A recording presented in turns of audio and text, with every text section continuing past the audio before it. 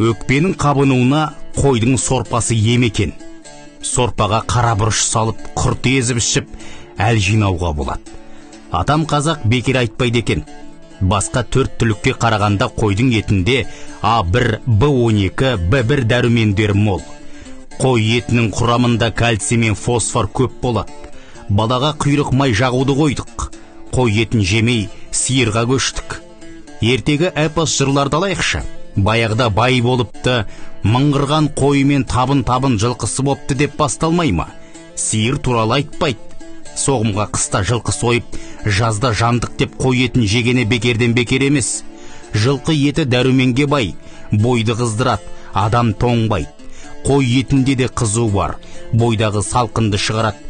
Ет асқанда ең алдымен бауырмен құйрықталып, тіліктеп кесіп, аздап тұз сеуіп жіберіп, ең алдымен балалардың аузына тығатыны осы аурудың алдын алу екен ғой. Оның бәрін ұмыттық. Іш ауырса ішімізге, тымауратсақ арқамызға құйрық майын қыздырып жіберіп жағып, борша боп терлегенше орап тастайтын ше. Ертесіне құлан таза айығып атып тұратын едік қой. Сиыр етін қазақ желі бар деп жемеген. Халық аузында бір әңгіме бар. Бір жігіттің әйелі ылғи қыз әкеліпті дүниеге. Содан ұлсыз қалам ба деп уайым жеген досына ауыл ақсақалдар айтыпты. Бір жыл әйелің шөп шалам сиыр ет дегенді қойып, тек жылқы етін жеп қымыз ішіңдер. Ақсақалдың айтқаны келіп, келіншек ұл тауыпты. Құйрық май баланың жұмсақ балғын терісін жұмсартып, қан айналымын реттейді. Нәресте қол аяғын керіп созғанда сәбидің буындары жазылып, денесі сымбатты болып өседі. Бұл майдың біз білетін және білмейтін емдік қасиеттер көп.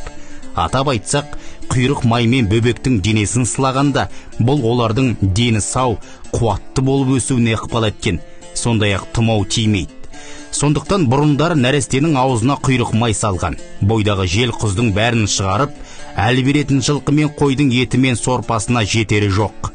Уақыт сыннан өткен, ата бабамыздан жеткен халық емін жасап жүріңіздер.